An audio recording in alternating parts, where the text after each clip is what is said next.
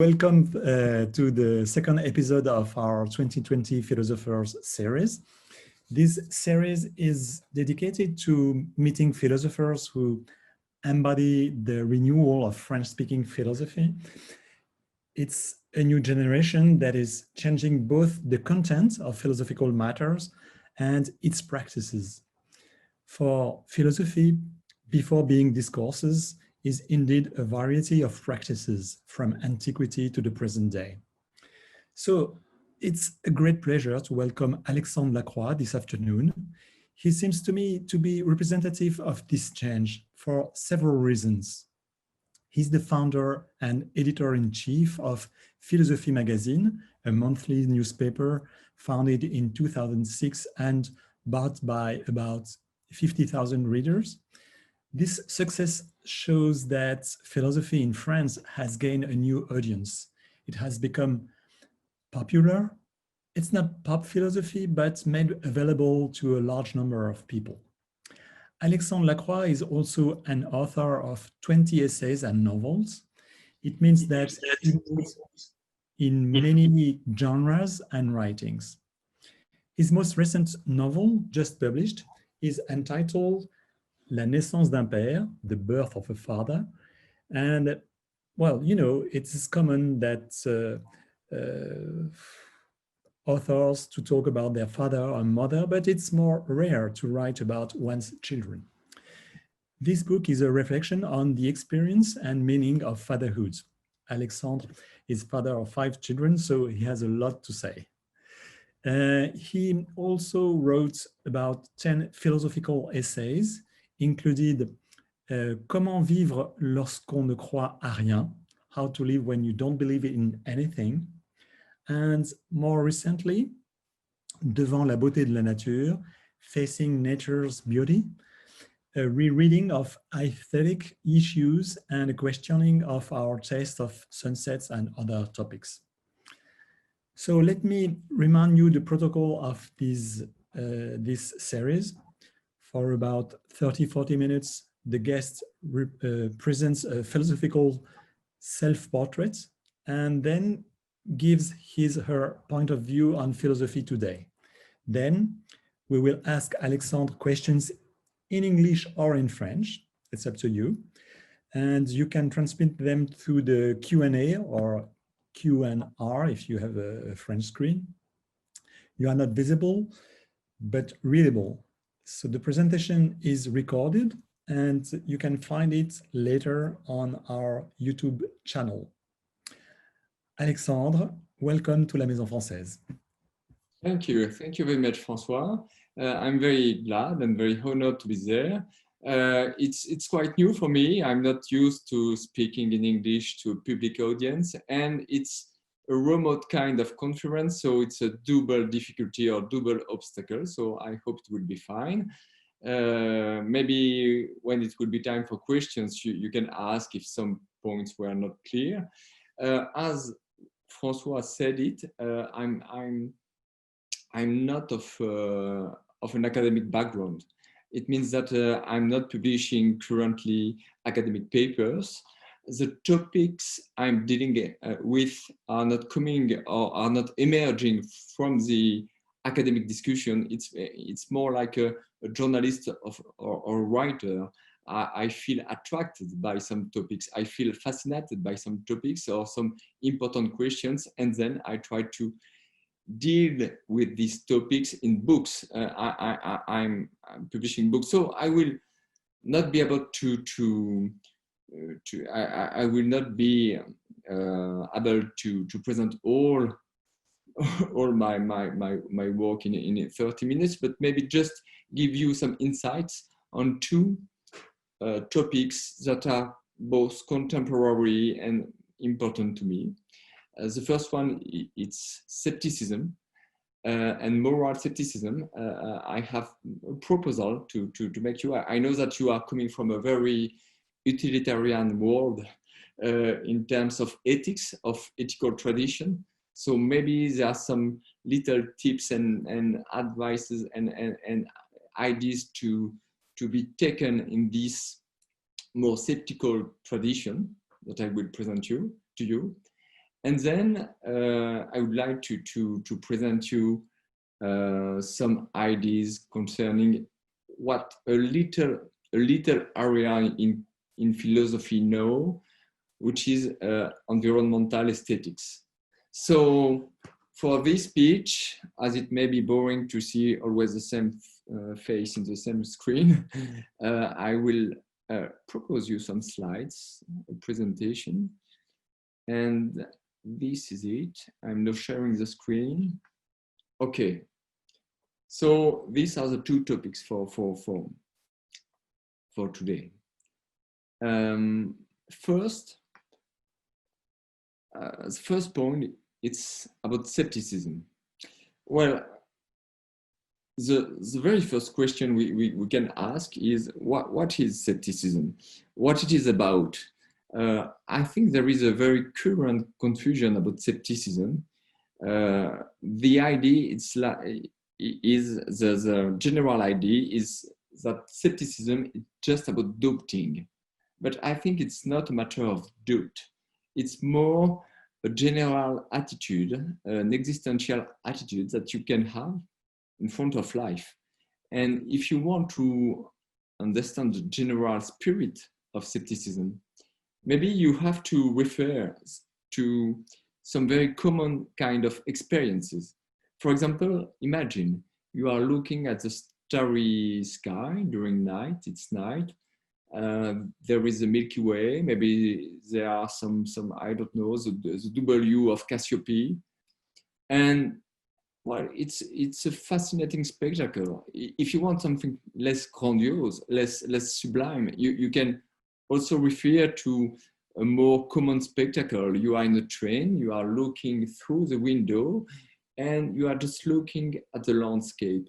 And if you are a skeptic, the general attitude, the general idea is that you just don't know what it is all about. You are looking to the world and you just have no explanation. If you are a skeptic, you are not convinced by religious explanation or causality for what is actually existing.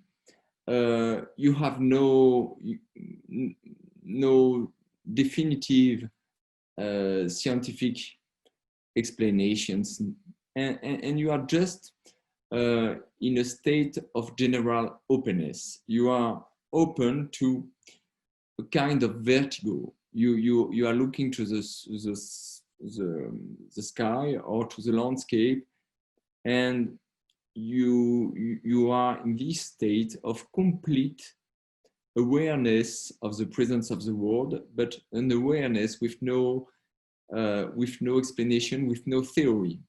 And then I think that many philosophical systems try to overcome or to diminish this experience of a vertigo, to bury it under conceptual or theoretical construction.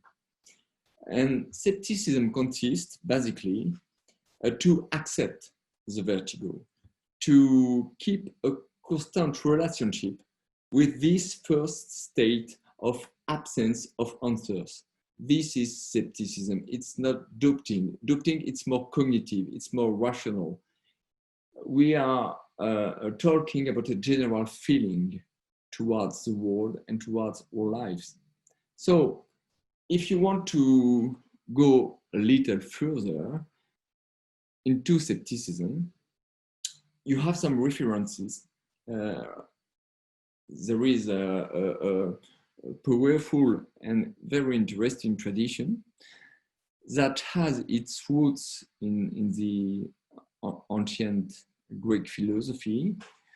And the most important books that we have from ancient skepticism, it's a book by Sextus Empiricus, Outlines of Pyrrhonism. We don't know a lot about Sextus Empiricus. We don't know exactly when he lived. He lived between the 2nd and the 3rd century of our era. We don't know if he's a genial creator of a philosophy or if he's just a professor. but his books contains the most extensive description of this antique tradition of Greek skepticism. And if we want to sum up the book, there are two important ideas. The first idea is that when you are confronted to an important question, to a philosophical question, to a metaphysical question, you can try to have a rational examination of the question, and you can even build two different lines of argumentations that are contradictory. You can build two contradictory argumentation of equal force. This is the idea of isosthenia, of the contrary. In my mind, it means that you have to be first in a very rational mood when you are confronted to a question, and you have to use logic, to use knowledge, available knowledge, and to make a complete turn of the question. But then, when you are very close to a conclusion, when you are very close to an assumption, an affirmation, a final construction, you just step aside. You just go somewhere else. You just prefer to do what is called in the skeptic tradition a suspension of judgment, or in Greek language, it was epoche. So skepticism is not about doubting, it's more about achieving a certain state of epoche. It means suspension, levitation, openness. And this is the main lesson from Sextus Empiricus. Of course, this kind of attitude is very powerful for a scientist, because it means that you always are able to see new things coming, new theories or new hypotheses coming, because you never close the rational discussion or the rational examination. You never go to a conclusion that should be definitive. And this is powerful. But my proposal is not to use skepticism in the realm of sciences, but to use it in the realm of morality, of ethics, like if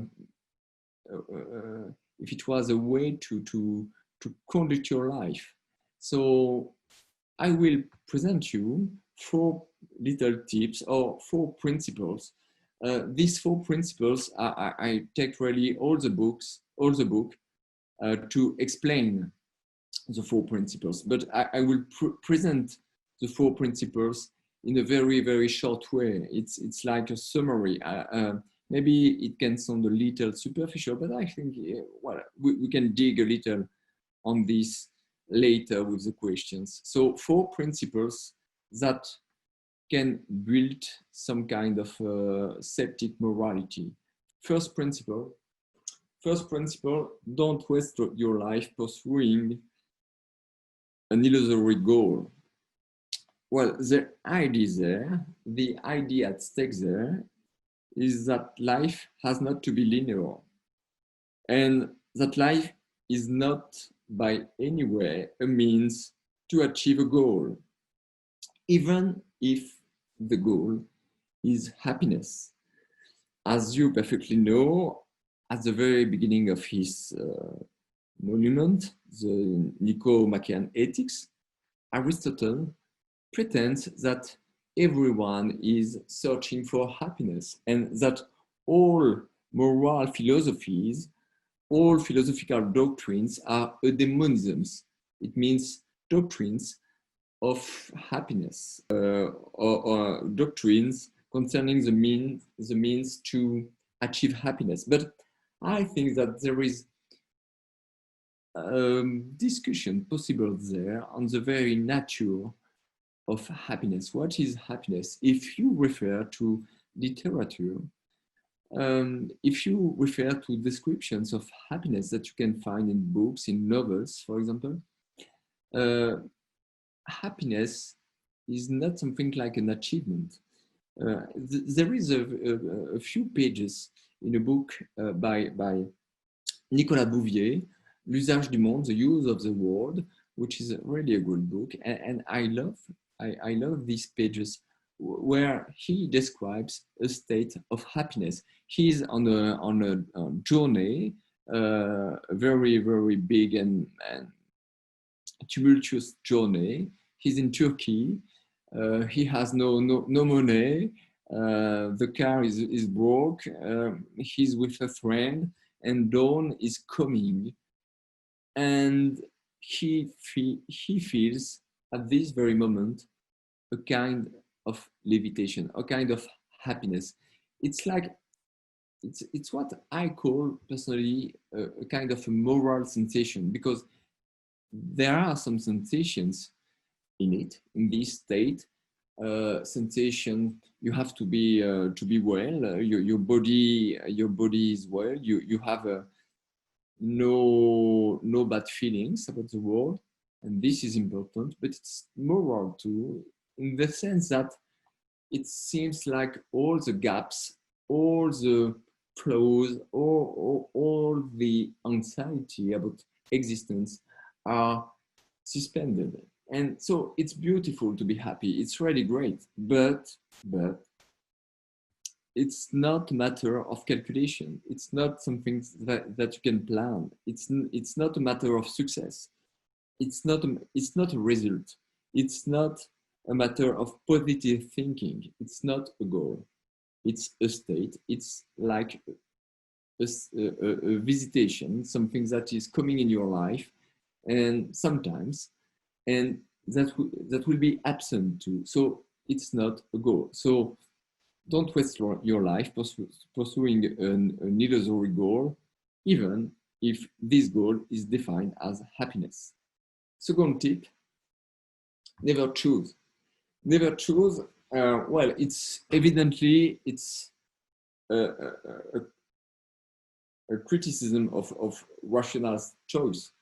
There is a beautiful sentence by Marcel Proust in his masterpiece, In Search of Lost Time. Marcel Proust writes, "It's a mistake to speak of a bad choice in love, since as soon as a choice exists, it can only be bad. It can only be bad." Okay, so I think that this is a strong sentence, and you can also generalize from it.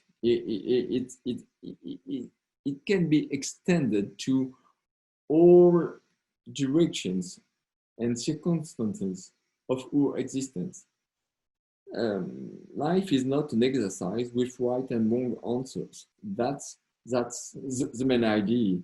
Well, if I'm looking for a job and you know, two offers come up around at the same time, it's extremely rare that one of them is not immediately disqualified because the salary is less favorable, or the location is not convenient, or the content of the missions is less attractive. So in general, we know what to do, and it's the same thing with love and with the couple. Who really wants 2 or 3 partners with equal intensity, hesitating between them like in front of the check boxes of an empty queue?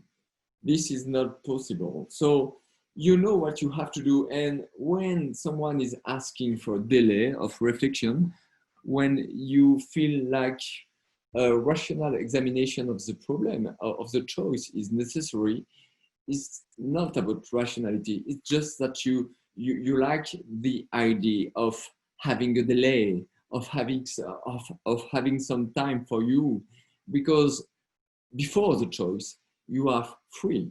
And this kind of freedom is very attractive. So we do as if a rational examination of existential choices was necessary because we really like the delay.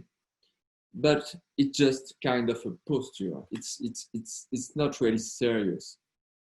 So why did I know that it's Isabel and it's not Mary? Why did I know that I would work in Paris and not in London? Well, if it's not a matter of rational choice, I think that it's something different that is at stake there, and it's a matter of vital impulse, something like vital impulse or desire.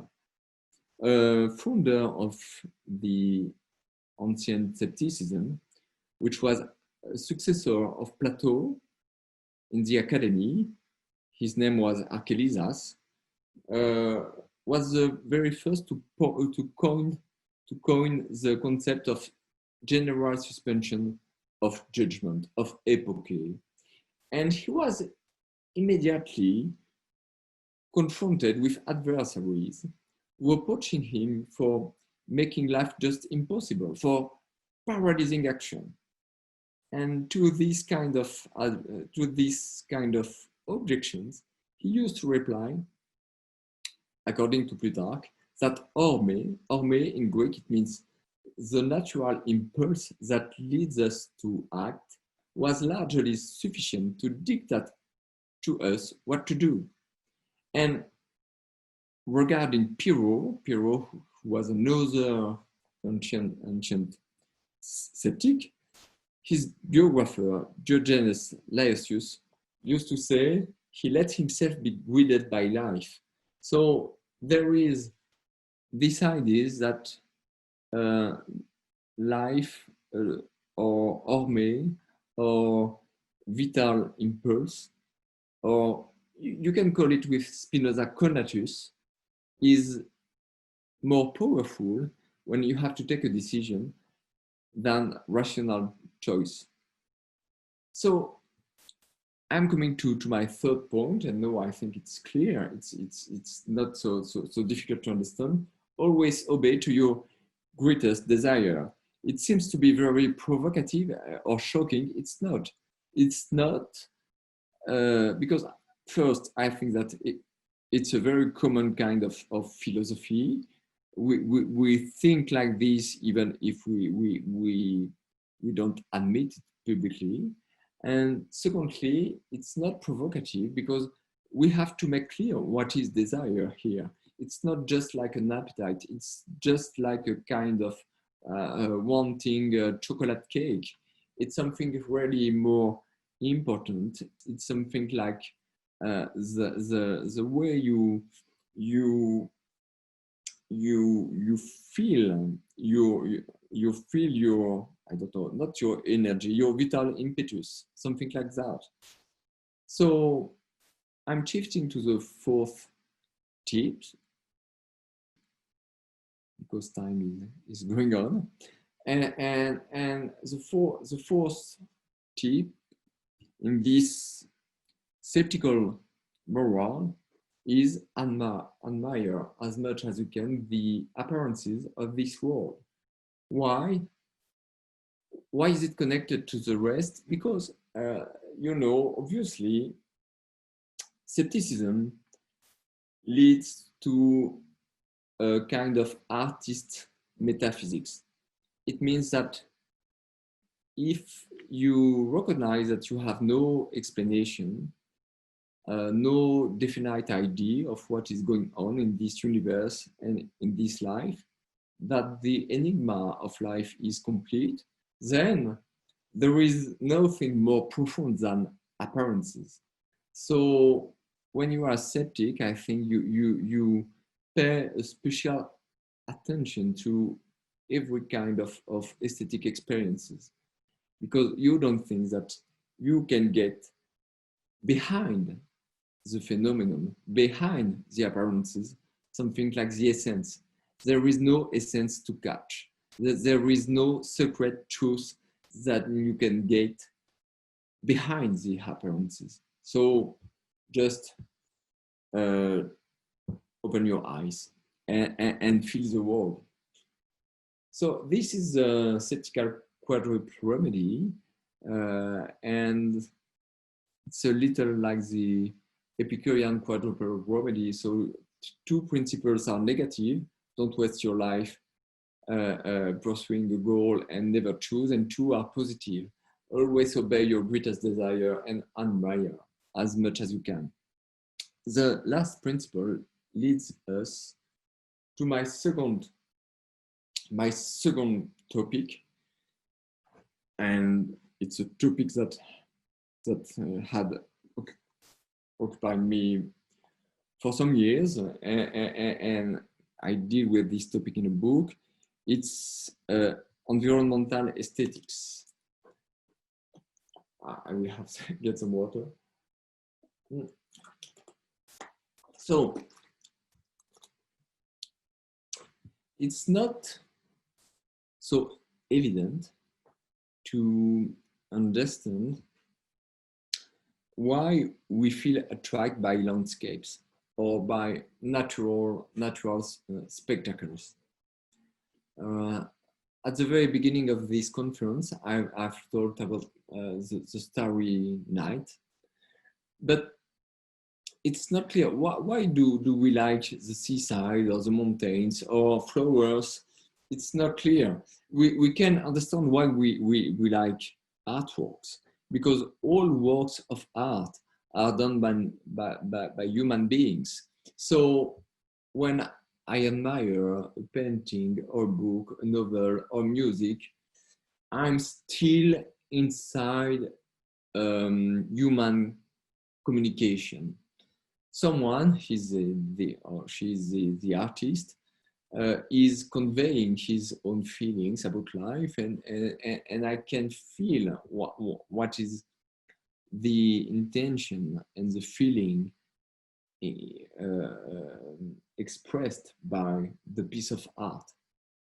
But when I'm confronted to something non-human, like the sea, like a tree, like a moon, it's not clear at all. For years and years, there was a solution, an easy solution to this problem. And the solution was that we like nature because nature is a creation of God. So I'm the creature, nature is a creation of God, and there is a triangular relationship that explains why me and the landscape are in direct communication and harmony together. But if you drop this triangular view, if you drop the theological explanation, then you have a mystery. Maybe at a time when religion were or the theological explanation or the theological view on the world was less influent. I mean, during the Enlightenment, there was a room, an empty room for an interrogation on a quest on the nature of aesthetic admiration of landscapes. But at the very beginning of the 19th century, Hegel used to teach a gigantesque, enormous course at university from 1818 on aesthetics. And Hegel has specialized aesthetics. He says at the very beginning of his course on aesthetics that aesthetics has to deal with artistic beauty and not with natural beauty. Natural beauty, and he had, I don't know if something like natural beauty exists, but it's too complex a question, and I just dropped the question. So okay, so there was historically a specialization of aesthetics as way to discuss artistic productions. And there was a very timid revival of environmental aesthetics or on interrogation on natural beauty at the end of the 60s, more than 1 century after Hegel. And now we can say that you have in environmental aesthetics 3 ways of dealing with natural beauty. The first way, it's an evolutionist approach. An evolutionist approach, it means that the general idea there is that we maybe have some preferences for some kind of landscapes because of our evolutionary history as a species. Human beings or Homo sapiens, we have 300,000 years. And we had an evolution that was shaped by our ecosystems, and we have shaped our ecosystems. And this is the explanation for our aesthetical preferences as regards landscapes. The general idea there is that, you know, if we like today chocolate or sugar, it's because our ancestors that used to like sugar or chocolate had more children in a better health, something like that. So there is an adaptative advantage to be taken in some aesthetic preferences. That is the idea. So with this very basic hypothesis, 2 researchers, American researchers, John Belling and John Falk, have done some tests. And this is the test. They have submitted some photographs of 5 different biomes or landscapes to a lot of people at the beginning of the 80s. And the biomes were the tropical forest, the desert, the savanna, the coniferous forest, and the deciduous forest. And there is a victory, a clear victory, when people are young, of savanna. Savanna. This is what is called in environmental aesthetics the savanna hypothesis. It seems that at the very beginning of their lives, all humans used to prefer the savanna. And then after a while, after 20 or 30 years, there is a preference for forest, coniferous forest or deciduous forest, because these tests were done in the north hemisphere. So forest, it's the landscape you are going in when you take when you want to walk a little away from New York. So the savanna hypothesis was discussed. It's a very striking hypothesis because we know that mankind has its origins in Africa. So there is a kind of historical explanation, but maybe this is not a good way to understand it. Maybe it is just that the savanna, in an adaptative perspective, it's a very comfortable place for human beings, because in the savanna you can see the danger coming. You have some herbs, you can hide yourself. There are some fruits, there are some animals that you can hunt. So there are plenty of resources. So the savanna, it's an optimal combinations for us as a species.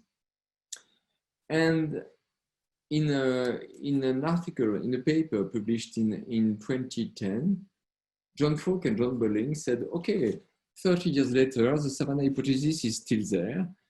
we have won in a way. And we have another argument. Look at what people are doing when they have a park or a golf or just a garden. They are just building a little savanna. A little savanna, it means a place with some fruits, some flowers, some trees, but not too high, and some kind of herbs. Okay, so I have an objection, and it's not only a French objection. In this way of dealing with the problem, there is a mistake or something that was not taken into account. If you try to remember your first impression when you have tested this liquid, so when you have tested wine, when you were, I don't know, 5 or 6 years old, if you were not very precocious, it was disgusting for you. And it was disgusting because we have a natural repulsion for alcohol. But then there is a kind of acculturation. You were used to it, and maybe some of you like it because there is a knowledge there. So it means that you have to make a strong distinction between what is pleasant and what is beautiful. And in the evolutionist approach, there is not this kind of difference. We don't know what we are measuring exactly. Because some places, for example, the desert, but also the Arctic or the Antarctic, are very hostile, are very difficult to deal with. It's difficult to live in these kind of places, but they are beautiful. So a place can be unpleasant, but beautiful. And maybe the savanna, it's a perfect dreamed ecosystem for us, but it's not the nicer one or something like that. There are some other objections, but I think this is a philosophical distinction that was not made and that weakened all the evolutionist approach. Then second approach, we have a naturalist explanation. Then we can move to a culturalist explanation. So time is going on, so I will sum up the idea. It's very simple. The idea is that our evaluation of landscapes, or aesthetical appreciation of landscapes, was shaped by culture. If you like this painting by Van Gogh, it's a starry night, you can say, oh, it's not at all like that the starry night is actually looking. But if you like it, maybe it will open a little your eyes, and you will see the starry nights in summertime in a different way. So maybe our eyes, our way of feeling the world is completely shaped by culture. And the one who was the more affirmative philosopher in this cultural approach or cognitive approach, it's Alan Carlson. He's now retired. He was working in the University of Alberta in Canada. It's a great place for the University of Alberta for environmental aesthetics. And Alan Carlson, well, he has a model which is completely cultural. For him, it's our aesthetical relationship to nature is a cultural artifact, a cultural creation. But he's funny because he has kind of a numerous way of dealing with this. Because at the very end of his working life as a professor, he published a paper, and the name of the paper was "What is the correct curriculum for landscape appreciation?" And in the correct curriculum, you have 5 requirements. You have to know a lot about the aesthetics of nature. You have to master the common language. An idea that he is defending is that if you are not able to know the sense of the word horse and the word zebra. You cannot make the difference between them. So if you want to discriminate some objects in the landscape, you mean some words. Then you need a lot of knowledge, according to Carlson, in natural sciences, in particular in geology, in biology, in ecology. Then you have to know a little about social sciences and history, because there are some traces, marks of human activity in the landscape. And then at the very end of the curriculum, you have a mention of artistic culture and of myths. And maybe if you know that, in a film by Steven Spielberg, Encounter of the Third Kind, there is the Devil's Tower. It will enlarge your vision of the Devil's Tower when you are there. So this is the idea, in Alan Carlson's approach. Aesthetic appreciation, it's a matter of culture, but it's not artistic culture. It's more scientific culture. So I'm going on because I think that this is great. This is a nice model if you read Alan Carlson, but there is a problem there. If you want to go straight to a very powerful objection, but very simple objection, it is that when you are a child, 4 or 5 years old, you have some very strong feelings when you are in a forest or at seaside, and you have far less culture than when you are an adult. So maybe it's not just a matter of culture. And then the last way of dealing with this problem, well, it's metaphysics.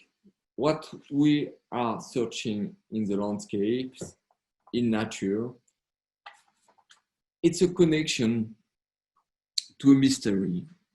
It's a direct connection to the enigma of life and to the enigma of the universe. And you cannot have something like that just with artwork. Well, you can, but it's not as powerful as when you are like this monk by the sea. Maybe I will dig a little later during the questions with this, but I'm in favor of this way of seeing environmental aesthetics. It takes me a long time in the book to explain some things, some ideas about metaphysics there, and maybe it's too heavy for this presentation. But in an introductive way, we can say that Ludwig Wittgenstein, at the very end of the Tractatus, is giving us a powerful indication. He says that the things that are not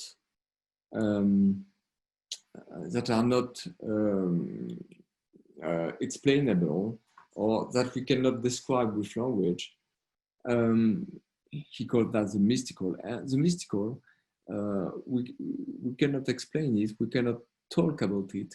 We should say nothing about it. But it shows itself, and something is showing itself in nature. Something, but it's maybe it's true a religious concept, the mystical. But this is a very interesting direction. I'm just pointing the direction with no development.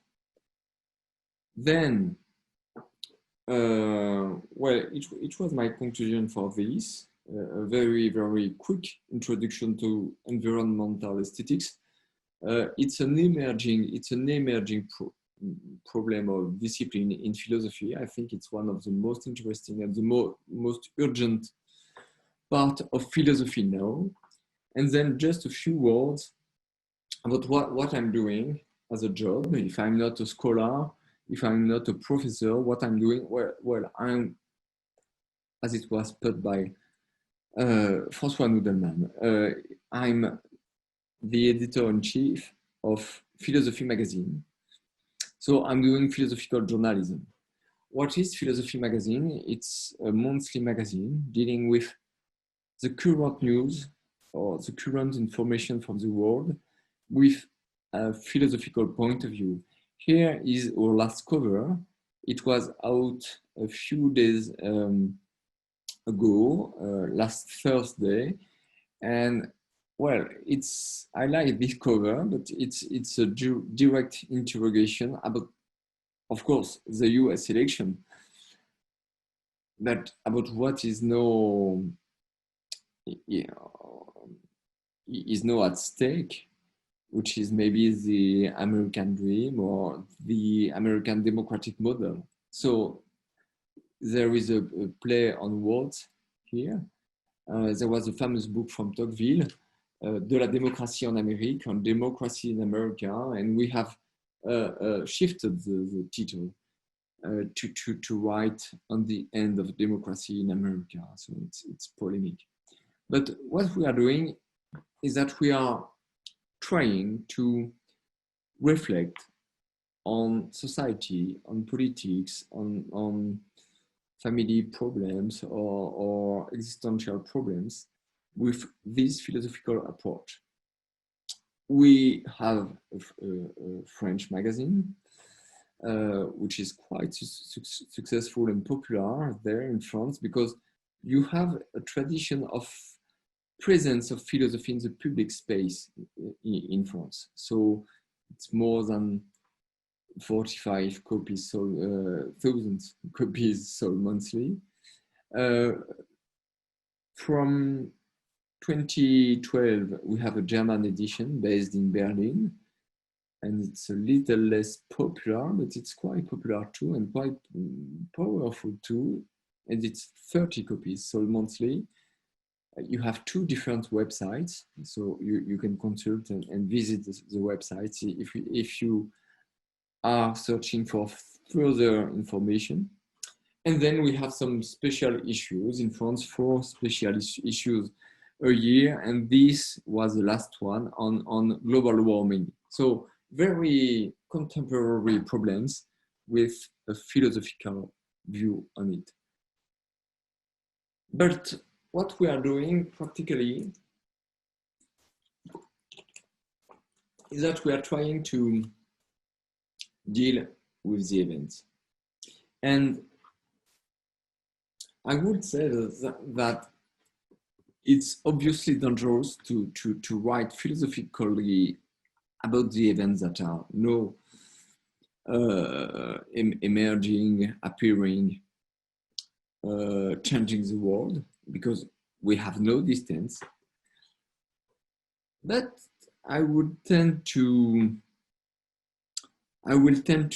say there that history and philosophy are completely different. Because an historian, someone who makes history, he needs some distance.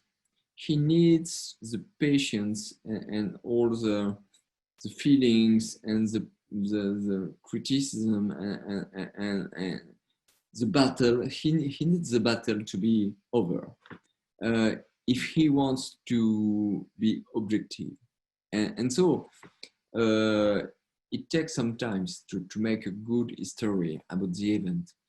At the very beginning, historians are too partial. They are too involved in what they describe.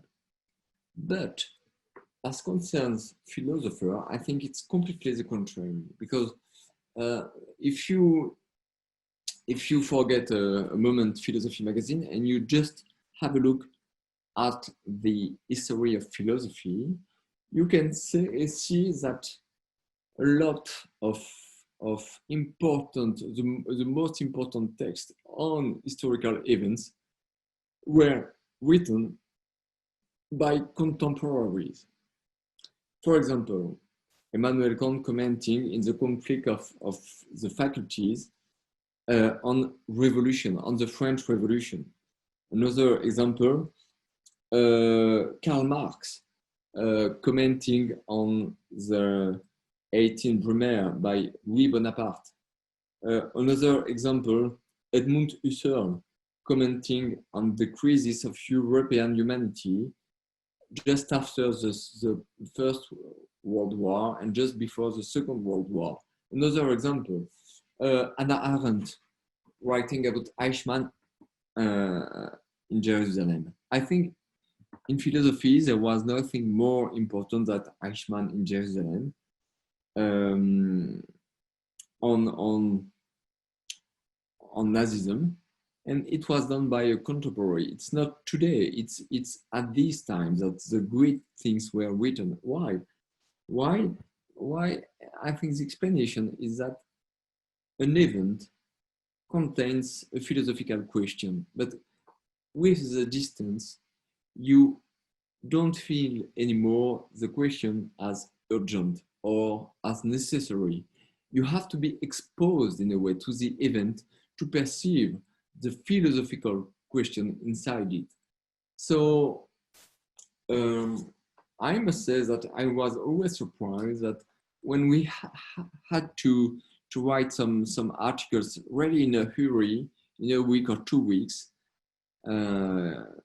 there were always the best articles. When we had a strong event, just like the pandemic, but strong events, then we feel so concerned. The question is so urgent that the texts that we are asking to philosophers are really great. So I think that this is a way to explain why there is a kind of vitality or creativity possible inside something as popular or even as vulgar as a magazine. This was the end of this long speech, this long monologue. I hope there will be some question. And now I drop the screen sharing. Okay. Thank you very much, Alexandre, and thank you for this overview of your main philosophical essays. Of course, we could now discuss of skepticism and or about environmental judgment, aesthetics judgment. But the goal of this series is to comment on the contemporary situation of philosophy. And well, I'll have some question about perhaps about one of your other recent books, which is devoted to interviews you had with Clément Rosset. This philosopher is very little known in the US, and do you know that's just 2 books by Rosset has been translated out of 50. You know, that's which one? The real and its double. The real and its double, and the other one about joy. You know. Yeah. Yeah. So, good book, but yet I know that you consider him, and I too, as one of the most original and important personalities of philosophy in the recent decades. So could you tell us something about him? Because I think that he needs support in the US, yes, to be not known enough. He's a missing figure because he died 3 years ago.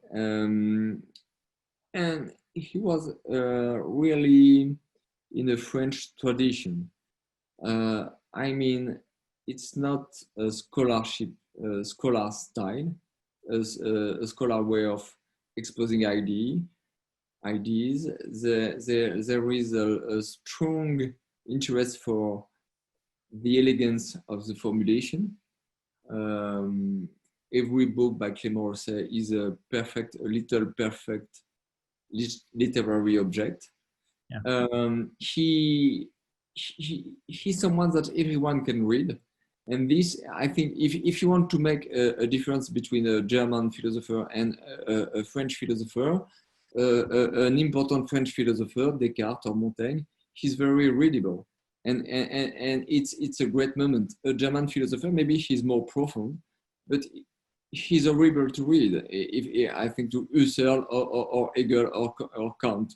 So this is a difference. So he's clearly French, but the main idea it was a search, a permanent search for the real, but not only for the real, but from the way we try to escape reality. And there was an event that was at the very beginning of his philosophy.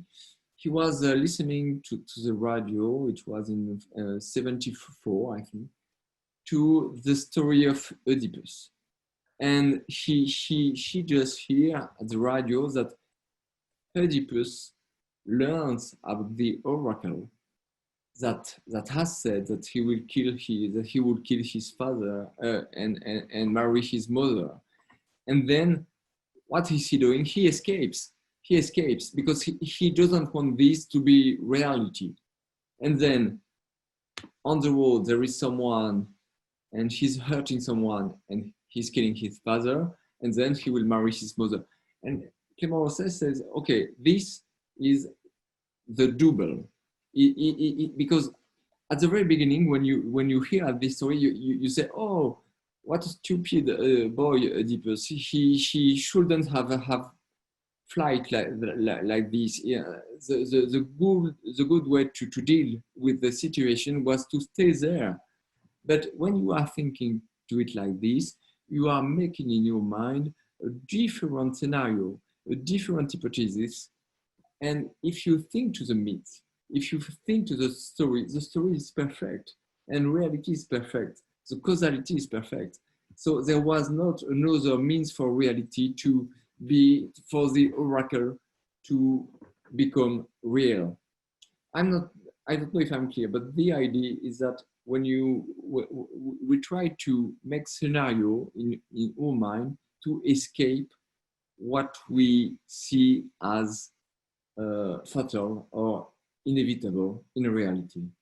Mm-hmm. Okay, thank you, Alexandre. So you said earlier that we shouldn't choose in a skeptical way, but I guess that's as editor-in-chief, you always have to choose. And so I just would like to know what kind of commitments you are involved in your magazines. Do you have philosophical biases? I mean, do you give place to different philosophical movements in sort of equal way, or do you want to be committed in some philosophical movements? What's the basis of your choices? We try to be very open. I think that it wouldn't be possible to do my job if I was not a skeptic. Because no, it's clear, because if I was, for example, a member of a sect like a phenomenology, I would publish only phenomenology. But as a skeptic, you can be open to every kind of I mean, from the very beginning, we are really open to philosophical creation in different directions. In the first copy of the magazine, in the numero 1, there was both Tony Negri with a long interview. So he's, with Michael Hart, he's the author of Empire. And he was there. But there was also Luc Ferry, who was the Minister of Education, but he's on the right. So the left and the right, phenomenology, but also analytical philosophy. We have no a priori, well, the idea is to search for quality, for a good argumentation, good books, but we have no filter, no ideological filter. It may be disappointing to say that, but seen from outside, the philosophical world is very tiny. So if you select in this very tiny world, you are in a very, very, very tiny world. So it's better to give a complete image of what is philosophy in France or what is philosophy nowadays. Okay, okay. So coming back to the relationship between your magazines and the news, do you think that philosophy has to be committed in current events, in current topics, and at what cost? There is a question here from Marina Hall. It says, should we differentiate social issues from philosophical ones? Do you think that there is a, frontier, a border between, well, a social perspective and a philosophical perspective, or not? And there are two different questions there. The question on the question by Marina Hall, it's more a question about the nature of philosophy. I think that you cannot define philosophy by its objects. It's something that is very strange about philosophy. So you can have a kind of social philosophy, and it exists. We are very close, for example, to Hartmut Rosa, and Hartmut Rosa, who is an Austrian philosopher or sociologist, I don't know. He's doing what they call in Germany social philosophy. So I think it's not the object, it's the method. And in philosophy, when you are Hartmut Rosa, he's not completely a sociologist because he has no quantitative method. He has no empirical studies. He's more like reflecting on what is at stake in society. So you can perfectly in philosophy deal with social matters, but your method will differ. So it's not the object, it's the method. For the second point, my feeling is that it will be an error to give people some kind of impulse or recommendation when they come to vote or as concerns elections. I think that what can philosophy, and still it's not skeptical, but still it's close to Wittgenstein here. I think it's clarification. The good job is clarification, because the debate, just go outside, go on Twitter or on Facebook, even without Donald Trump, it's a fight, and it's passion, positions, fighting, territories, croyances, beliefs, convictions everywhere. So what is a philosophical operation? I think it's okay. We will neutralize this passion. We won't say, okay, he's right and he's wrong, or she's wrong and she's right.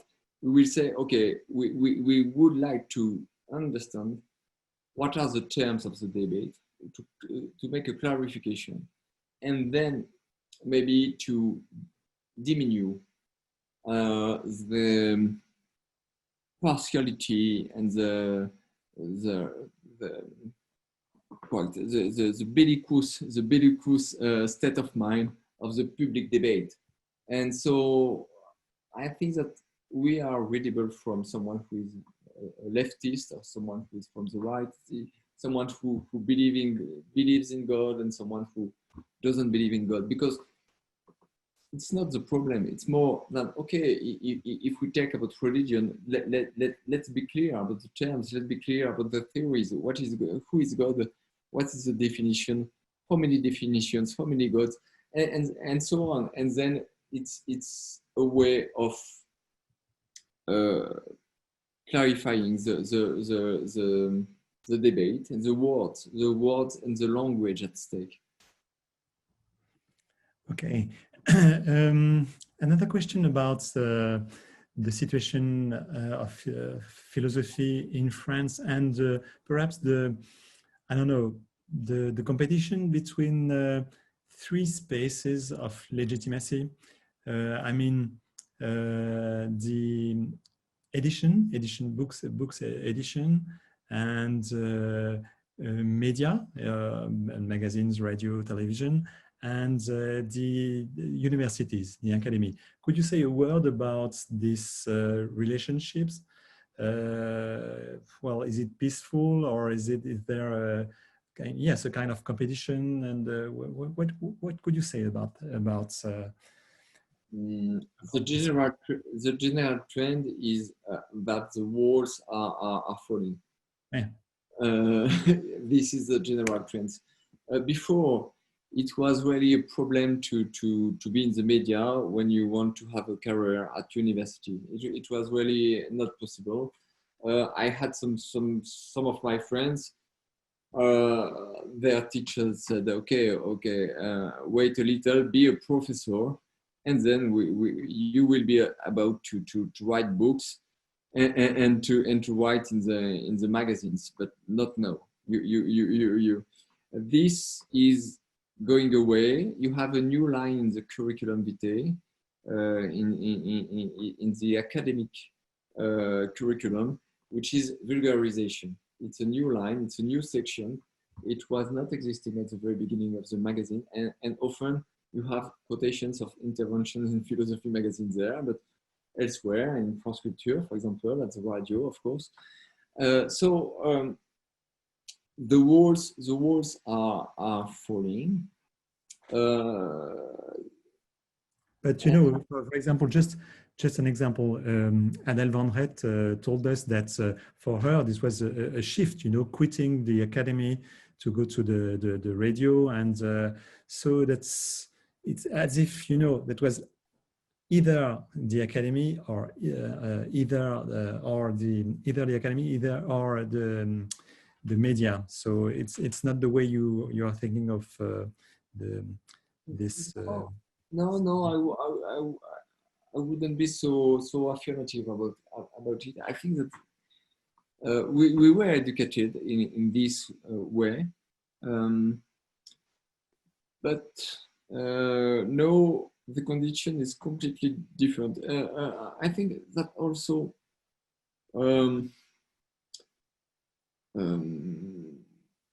the center of interest of philosophy, of academic philosophy, are closer and closer to the world around us. I mean that in a more classical area, doing philosophy, it was doing, I don't know, logic at a very high level if you were in America, and if you were in France, maybe doing some history of philosophy on Plato and Descartes. So it was, you know, topics that were not present at all in the public space, in the public conversation. But no, I think that the objects are really contemporaries. You have inside university. I mean, you have some colloque. How can I state this in English? Colloquium, yeah. A colloquium, yeah.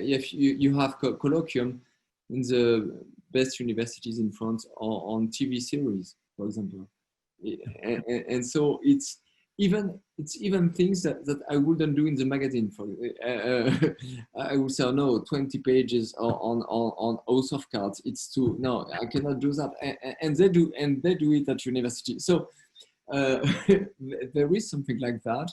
Yeah. I would say that it has to do with what was with what said Michel Foucault about the end of metaphysics. If the traditional object of metaphysics are not anymore the centers of philosophy, I mean God, the world, the essence, if it's not this, the topic becomes the present. Society, politics, history and art or even TV series. So I think that philosophy, academic philosophy, in its own evolution, has prepared the way.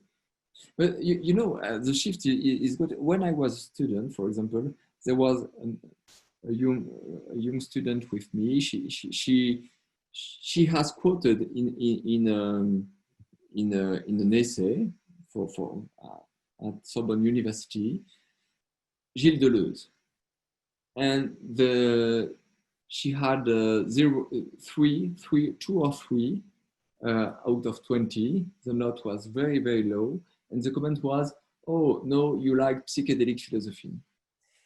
So it was not even possible to quote Deleuze. It was so we have changed. We have completely changed. Yeah. But don't you think that university or academy is still the place to do a kind of philosophy without link to, well, to the contemporary issues? I mean, to the, out of date, you know, in a way, out of date philosophy. Yes, We could say that's just, you know, a provocation, but we could say that's, well, now, you know, for certain kind of philosophers, there is a kind of competition around to do something new, to be trendy, and yes, TV series. Oh yes, that's so trendy, you know, and to yeah to. If I want to be a little ironical, I would say that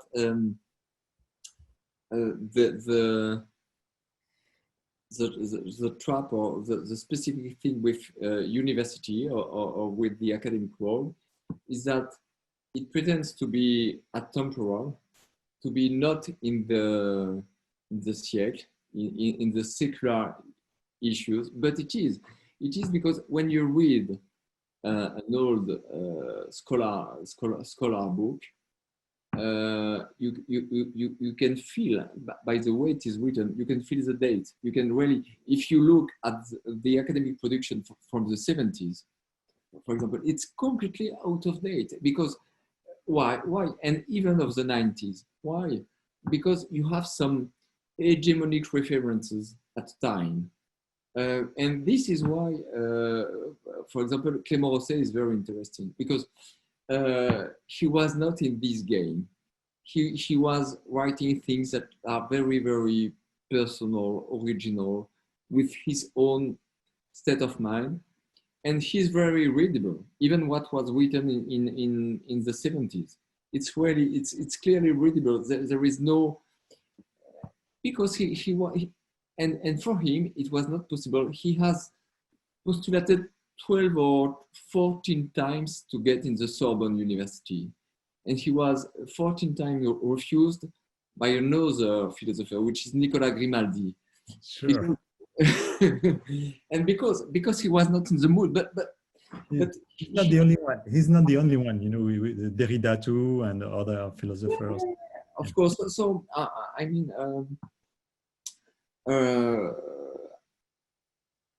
there is a posture or a pretension of the academic world to be hermetic, but it's clearly not. And you have some phenomenon of fashion. Some authors become incredibly fashionable. For example, when I was a student, Hannah Arendt, she was really close to nothing. Even Michel Foucault and Arendt, it was not possible to work on this. It was clearly Hannah Arendt. It was journalism, political journalism. And now she's the one. There is a lot of publication in France. So I mean, I would say that you have fashion in the media, fashion in the edition, fashion in university. Just that maybe there is a logic of distinction between these different trends. Yeah. Another question. what's your view of the rift between continental and analytic philosophy? Oh, it's very interesting because it's my feeling. I'm not a specialist of what is going on in America, but my feeling from what I can read is that the gap is narrowing. It's the same. It's the same. Perhaps in France. Oh, I'm not so sure. For example, John Searle, he used to write in a very technical way, and if you have a look at the last books, they are very readable, and it's Yeah. and he has dropped all the equations, all the logic constructions, and he's different, and I, I think that there was an inner competition. I think to get some budgets or in the Anglo-American world between science and philosophy. I feel something like that. There was this also in Germany at the end of the 19th century. You have to justify that you are doing something serious, and that one can give you some money to do it. So you put some equations. It's better if it's very difficult, if you are going in very difficult matters. So logic on one part and neurosciences on the other, or mind theory on the other. And so you are creating by this way a scholastic way of expression. But my general feeling, but maybe it's an error, it is that a lot of preeminent philosophers, Allary, for example, no, he writes in a very readable way. It's not at all like before. So even the leader or the big names of analytical philosophy has changed the way of writing. But Yeah. maybe, François, maybe I'm wrong. I'm not in America. No, I agree with you. But let me just say that in America, in the academy, well, what is called philosopher, that's so different from what we call philosopher in France. And well, what we are doing now is considered as literature, not philosophy or religion. But Yes, no. still a gap between the department of so-called philosophy in the United States and what we consider as philosophy in France. Okay, I know, but there is also the culture of papers. I think that it's not about being analytical. It's more like the culture of papers in the philosophical world has transformed philosophy in America in a kind of democratic, participative democracy, deliberative democracy. So the idea is that you have a motion, you have a proposition, a theoretical proposition, you write one paper. And then there is a second paper that is an answer with objections. Then a third paper, and then you have a lot of positions that are disseminated in reviews, in a lot of papers, and it's very democratic in a sense, because if you have a look to ethics, applied ethics, or if you have a look to mind philosophy, you have a lot of little differences between I don't know between positions. And in France or in Europe in general, we are not in a deliberative democracy. We are in a autocracy, yeah, because philosophers, they used to write books, and so they build the world, they impose a vision of the world, and it's close to contestation. And so it's not the same way of dealing with arguments. Okay, so perhaps one last question. If there are no more question on the Q&A. Yeah, just, well, it's a very large question, but from panoramic point of view, how do you see the evolution of French-speaking philosophy today? Of course, there are some important topics, but as you said, well, topics are the object of philosophy are not what can define philosophy itself. So what would you say about perhaps the different language or the evolution? You are in the center of the all the, you know, the matters and all what is now involved in the philosophical practices in France and well, in French-speaking philosophy. So how do you see the evolution of French-speaking philosophy today?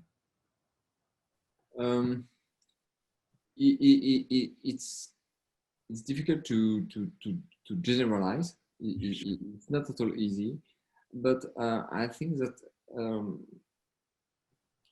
a lot of valuable work is done by a contact between philosophy and something that is outside philosophy. Mm-hmm. I mean, if you have a look to what is done in on animals, on nature, on ecological thought, it's very dynamic in France, for example. But there is always an experience or a reflection that is coming from outside. So if I can give some examples. For example, Philippe Descola was evidently enormously influenced there, but he's coming from anthropology and from a very specific kind of anthropology because he was in Amazonia with the Ashwa Indians. Baptiste Morisot, in the younger generation, he's working on animals and wild animals, and he's been there, he's been with them, and I have the general impression that, and this enables me to go back to the precedent question on the academy. It's not inside the academy that you find your great topic or your great idea. Maybe it's coming from outside, from medicine, from an ethical problem, from an observation, and so it's. I would say that it's a less abstract way of doing philosophy. Maybe 40 years ago, philosophy was more speculative, or more theoretical, or more written in a library.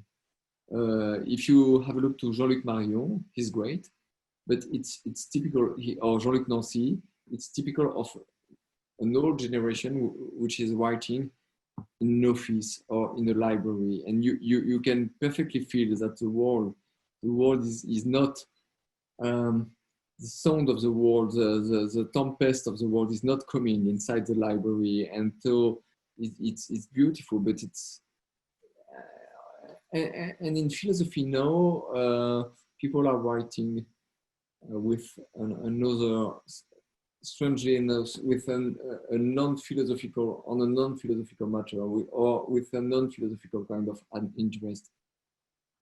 Okay, thank you very much, Alexandre. Next week, we will receive a guest, Corinne Pellichon, who is involved in what you think is, well, new and special, and from outside is question of animal rights and other issues like that. And so thank you once again. And as you know, well, the interview and the lecture have been recorded, and we could see them. We can see them soon on our YouTube channel. Okay, thank you. So, see you. And, bye bye. Thank you for the invitation. Bye bye, everyone.